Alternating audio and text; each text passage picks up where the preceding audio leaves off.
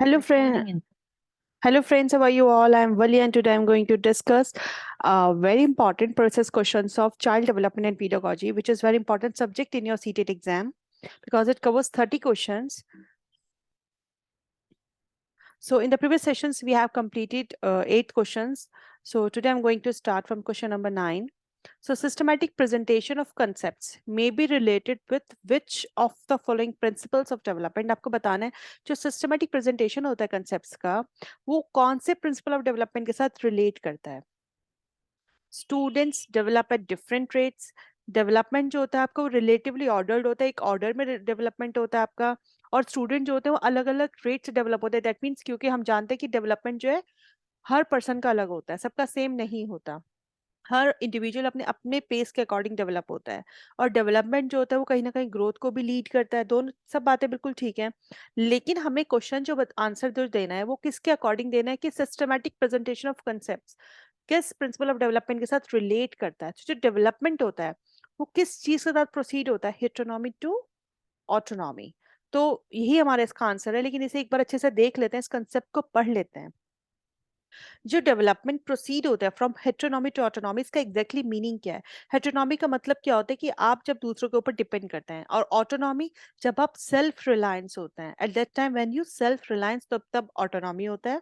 हेटेरोनॉमी का मतलब होता है दूसरों के ऊपर डिपेंड करना. अब जैसे हमारे छोटे बच्चे होते हैं, ये दूसरों के ऊपर डिपेंड करते हैं. दैट मीन्स मदर पे डिपेंड करते हैं, फैमिली पे डिपेंड करते हैं for their care, for their welfare. But adolescents are capable of taking care of themselves. लेकिन बच्चे जैसे जैसे बड़े होते हैं, दैट मीन्स जब वो इन्फेंसी के बाद childhood, early childhood, middle childhood, then adolescence में जब वो आते हैं, एट दैट टाइम कि वो खुद कैपेबल होते हैं अपनी केयर करने के लिए. इसका क्या मतलब होता है? This shows the movement from heteronomy to autonomy. और हम ये कह सकते हैं, अगर हम सिस्टमेटिक प्रेजेंटेशन ऑफ कंसेप्ट्स की बात करते हैं, चीजें कैसे होती हैं धीरे धीरे हेटेरोनॉमी टू ऑटोनॉमी करते करते, पहले आदमी दूसरे पे डिपेंड करता है, फिर धीरे धीरे वो खुद सेल्फ डिपेंडेंट हो जाता है. तो कंसेप्ट्स क्या होते हैं? सिंपल टू कॉम्प्लेक्स होते चले जाते हैं. इसी तरह से डेवलपमेंट भी कैसे होता है? हेटेरोनॉमी टू ऑटोनॉमी आ जाता है, प्रोसीड करता है from heteronomy to autonomy. Next question है हमारा scaffolding in the context of learning theories refers to. आपको बताना है स्कैफोल्डिंग किसके कॉन्टेक्स्ट में, लर्निंग थ्योरीज के कॉन्टेक्स्ट में किस चीज को रेफर करता है? सिमुलेशन टीचिंग को, रिकैपिटुलेशन ऑफ प्रीवियस लर्निंग को, temporary support in learning by adults, और ascertaining the cause of mistakes done by the students. Scaffolding का मतलब होता है बच्चे को असिस्टेंस प्रोवाइड करना, सपोर्ट प्रोवाइड करना, जब तक कि बच्चा उस काम को खुद करने के लायक ना हो जाए.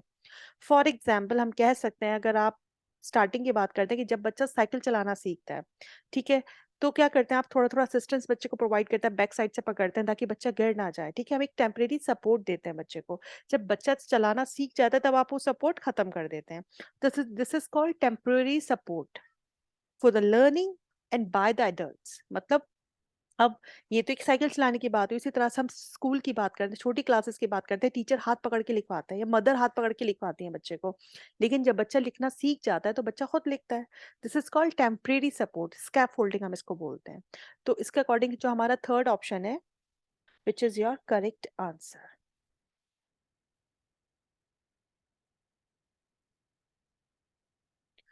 नेक्स्ट क्वेश्चन बहुत अच्छा क्वेश्चन है और काफी कंफ्यूजन होता है इस क्वेश्चन में. The sentence madam drives a bicycle is. आपको बताना है वो सेंटेंस कि ये सिंटैक्टिकली सही है, सेमेंटिकली सही है, दोनों तरीके से सही है, या फिर किस तरह से इनकरेक्ट है. आपको वो आंसर देना है. तो first of all you have to know what is the syntax and what is the semantics. Syntax क्या होता है? लैंग्वेज का स्ट्रक्चर, लैंग्वेज सही है गलत है. सिमेंटिक्स का मतलब होता है मीनिंग के अकॉर्डिंग आपको बताना. देखो, मैडम ड्राइव करें एक बाइसिकल, मैडम ड्राइव करें एक car, so that means it's a correct. But madam drives a bicycle, bicycle के लिए हम ड्राइव वर्ड यूज नहीं करते. कौन सा वर्ड यूज करते हैं हम? राइड यूज करते हैं. तो अगर हम नॉर्मल देख रहे हैं तो वैसे तो सिंटेक्टिकली हमारा ठीक है, स्ट्रक्चर तो ठीक है, लेकिन मीनिंग गलत आ रहा है क्योंकि ड्राइव नहीं की जाती बाइसिकल, राइड की जाती है. तो इसका जो आंसर है हमारा वो फर्स्ट है. That means correct syntactically but semantically incorrect. क्योंकि हर सेंटेंस का क्या होता है? एक सिंटेक्स होता है और सिमेंटिक होता है. सिंटेक्स का मतलब होता है grammar rules of a language, आप क्या यूज कर रहे हैं. सिमेंटिक का क्या मीनिंग क्या है exactly. Madam drives a bicycle is grammatically correct, but the meaning of sentence is not correct. तो जो correct sentence होगा वो क्या होगा? Madam rides on a bicycle. Next question है हमारा, classification of students in different groups on the basis of their IQs. अगर आप बच्चों को क्लासिफाई कर देते हैं अलग अलग ग्रुप्स में उनके आईक्यू के बेसिस पे, तो ये क्या करेगा? Tends to dash their self esteem and dash academic performance. उनकी सेल्फ स्टीम, उनकी एकेडमिक परफॉर्मेंस को इंक्रीज करेगा, डिक्रीज करेगा, दोनों तरह से इंक्रीज करेगा, दोनों तरह से डिक्रीज करेगा, या फिर उसका कोई इफेक्ट नहीं होगा। अगर आपने अपनी क्लास में, हम जानते हैं जब भी हम पढ़ाते हैं हम ये कहते हैं कि बच्चों को आपको क्लासिफाई नहीं करना, लेबलिंग नहीं करनी है। आपको अपनी क्लास के मिक्स स्टेज ग्रुप के बच्चों को या मल्टी लैंग्वेजल बच्चों को आपको एक एज अ रिसोर्सफुल टीचर पढ़ाना है। अगर आपने बच्चों को क्लासिफाई कर दिया कि तुम तो बहुत ही वीक हो, तुम बहुत इंटेलिजेंट हो, you are highly brilliant student, तो दूसरे बच्चे क्या फील करेंगे? बहुत लो फील करेंगे। इससे क्या होगा? उनकी सेल्फ स्टीम अपने आप डिक्रीज हो जाएगी। जब अगर सेल्फ स्टीम डिक्रीज हो गई, बच्चे का कॉन्फिडेंस लेवल डाउन हो गया, तो अकेडमिकली तो अपने आप डाउन हो जाएगा। That means it tends to decrease their self esteem and decrease and academic performance also decrease, both are decrease, तो decrease is a correct answer. Next question है हमारा, Raven's progressive matrices are examples of dash test. जो आपका ravens progressive matrices है वो किस चीज का एग्जांपल है?